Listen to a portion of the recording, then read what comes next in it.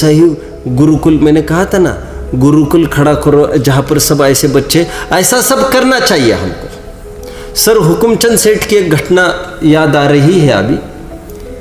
आपने नाम सुना होगा, इंदौर के रहने वाले थे और धनाढ्य थे और साथ साथ बहुत बड़े धर्मात्मा थे।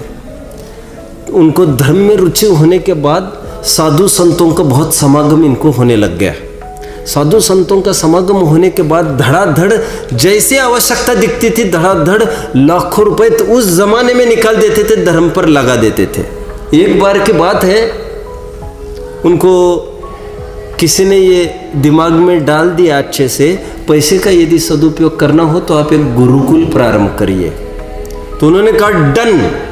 उन्होंने वहीं से एक मैसेज भेज दिया मुनिम को कि गुरुकुल के लिए इतना पैसा यहाँ पर लगना है, इतना पैसा भेज देना। बोले कि लाइफ लॉन्ग एक रूल बना दिया, हर एक तारीख को यहाँ पर 1 लाख रुपए 2 लाख रुपए जितना भी है यहाँ के खर्चे के लिए आएगा। मुनिम को शायद सलाह अच्छी नहीं लगी, तो मुनिम ने चाहा कुछ सलाह देवे उनको, और अपना सेठ क्या कर रही है, ये कह रही है गरीबों के बच्चे होते वैसे ही ये भेज देते, यहाँ पर खान पान फ्री फोकट हो जाते तो बच्चे भेज देते। तो उन्होंने तब ये कहा था यदि जब तक ये विद्यापीठ चलेगा, गुरुकुल चलेगा, 50 साल भी एक भी बच्चा यदि सम्यक दर्शन की प्राप्ति करता है, मेरा इन्वेस्ट किया हुआ लगाया हुआ पूरा पैसा सफल हो जाएगा। एक सर सेठ हुकुमचंद जी मरते समय की बात है, उनकी प्रशस्ति भी कहीं लिखी है, ऐसा सुनते हैं। प्रशस्ति में उन्होंने बहुत ज़बरदस्त एक बात कही थी।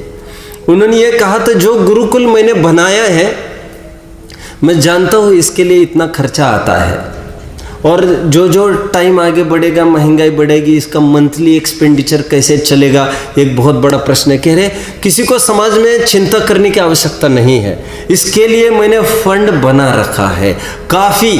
इसका ध्रुव फंड भी है जिसके बल पर यह सालों तक चलता रहेगा। पॉइंट 1। पॉइंट 2, एंड यदि समहाउ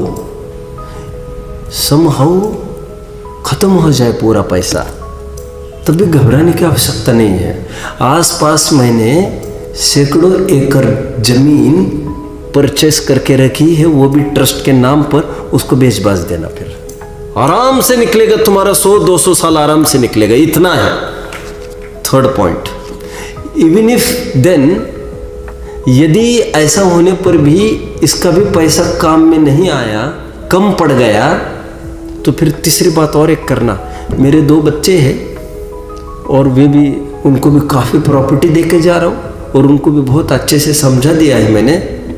वे कभी ना नहीं कहेंगे, आप उनके पास चले जाना, वो तुरंत पैसा दे देंगे, आपको गुरुकुल बंद नहीं पड़ने देंगे। लेकिन मेरे भाइयों, गुरुकुल बंद नहीं पड़ना चाहिए। चौथा पॉइंट और एक कहा, यदि समहाउ मेरे बच्चों की स्थिति बिगड़ जाए, मानसिक भी बिगड़ जाए, उनको धर्म की आस्था भी हट सकती है, अथवा उनकी आर्थिक स्थिति भी गिर जाए, तो चौथी बात एक कही, और आंखों में आंसू आना चाहिए हमारे।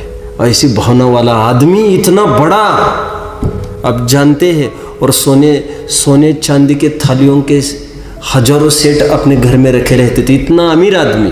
अंतिम पॉइंट में लिखते हैं, और यदि इससे भी काम नहीं बना तो मैं अपील करता हूँ, समाज में से कोई भी योग्य होगा ही एक आध, वो आगे आए और वो इसको चालू रखे।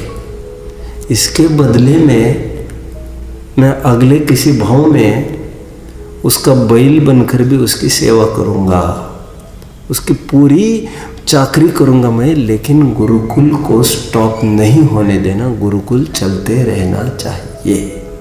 इतनी उत्तुंग भावना उस जीव की। क्यों? क्योंकि वितराग शासन है, इसके प्रचार प्रसार में हमको जीवन लगना चाहिए। पंडित जी साहब कहते हैं सुनना और वाचना, मतलब सुनना वाचना ही नहीं लेना, यही पढ़ाएंगे, यही सुनाएंगे, यही लिखाएंगे, यही करेंगे।